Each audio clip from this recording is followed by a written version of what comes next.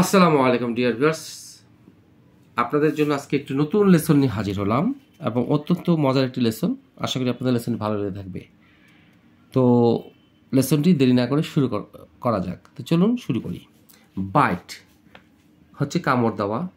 ভীত হওয়ার কোনো দরকার নেই বা আঘাত করে ছোট গর্ত বা চামড়া কামড়া বসানো। আচ্ছা, এখন আমরা এইভাবে হয়তো বুঝবো না, এক একটা একক অর্থ।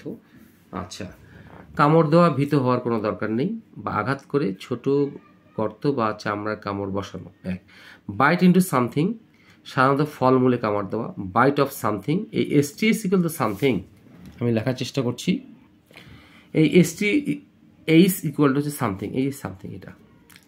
বাইট অফ সামথিং হচ্ছে খাবারে কামড় দেওয়া। বাইট দ্য ডাস্ট হচ্ছে মরে যাওয়া, অকৃতকার্য হওয়া বা পরাজিত বা ধ্বংস হওয়া।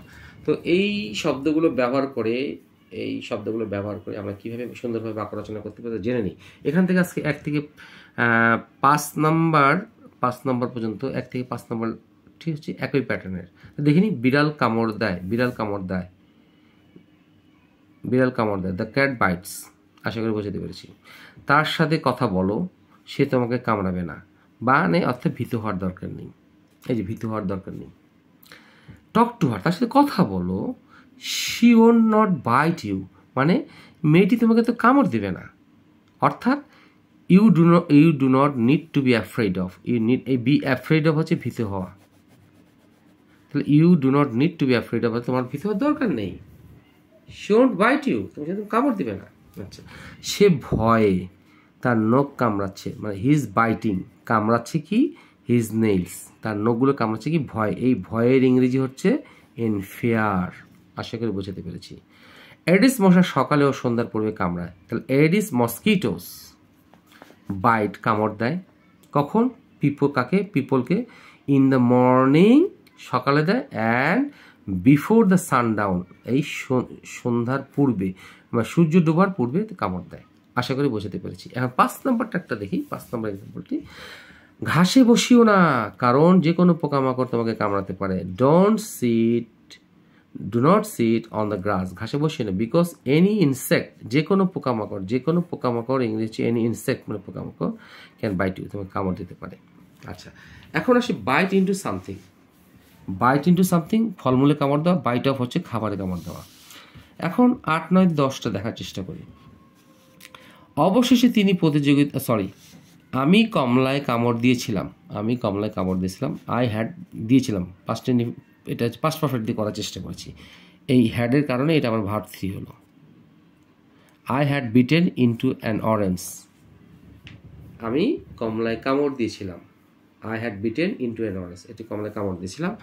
আমি সবে মাত্র 1 খণ্ড রুটিতে কামড় দিয়েছি। I have beaten, present perfect tense, যেন ভার্ব 3 হলো। এ লার্জ চাঙ্ক অফ ব্রেড,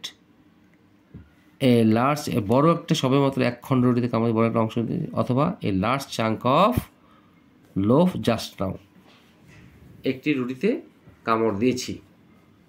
মানে আমি এখানে বড় অংশটা বুঝেছি, লার্জ চাঙ্ক অফ, রুটিতে আমি কামড় দিয়েছি। আচ্ছা, এখন আসি আমরা, অবশেষে তিনি প্রতিযোগিতায় ফেল করেছেন। At last the opponent has beaten the bullet in the competition. এক কথায় এই শব্দটা আমাদের মরতে হবে। Byte the bullet, BITE, byte the, BULLET,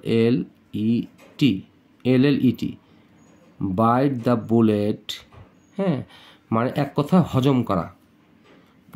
তিনি প্রতিযোগিতায় ফেল করেছেন। তাহলে কী হবে? অ্যাট লাস্ট, এটা সুন্দর phrase. At last the opponent has byte the bullet in competition, মানে প্রতিযোগিতায় তিনি ফেল করেছেন, মানে পরাজয় স্বীকার করেছেন। আমি আশা করি বুঝতে পেরেছি এই বাইট দ্য বুলেট।